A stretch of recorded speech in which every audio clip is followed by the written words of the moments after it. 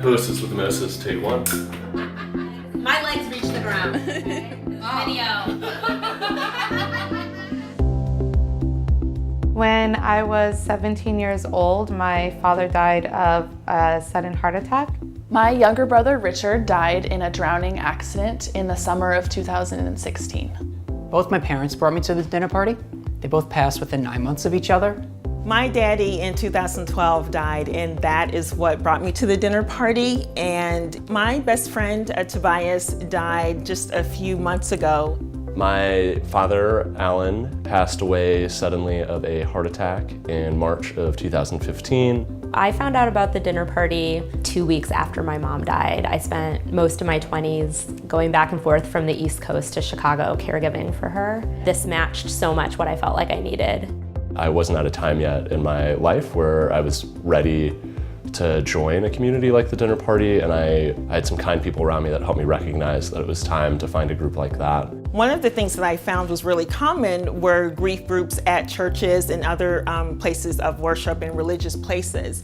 The issue that I ran into was that most, if not all, of the people that were there were in their 40s, 50s, and 60s. Almost 13 years after I arrived to the dinner party with the feeling that grief was a very good friend of mine, and I was tired of that. It felt really good deep down to start hosting. I originally started as a partier about 2 years before I started hosting. I never saw myself as a host, I just wanted to be a part of it, but there were a ton of people on the Philly wait list, and that's why I ended up deciding to host.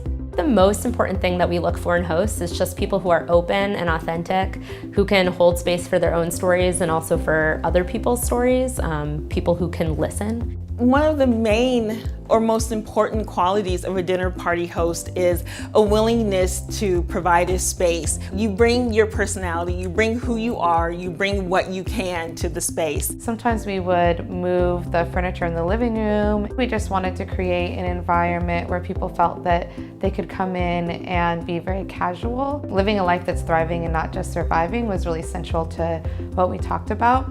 And also, how is loss impacting us today? When talking about grief, it's not just about the pain and the sadness, but it's about the very colorful range of emotions that comes with grief, and that includes different life experiences, whether it be work and relationships, and just trying to figure out who we are as the death of our loved one has sort of changed our identities.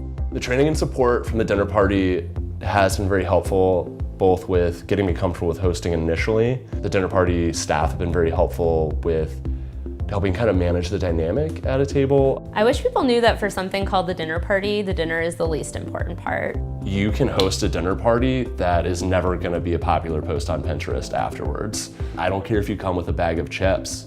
Like, get here, do this thing.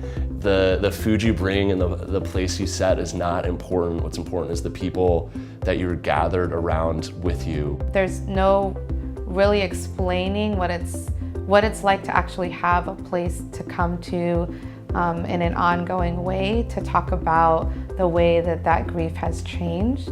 Grief never ends, but I do feel that a weight has been lifted off of my shoulders a little bit. Like, I don't have to keep this all inside.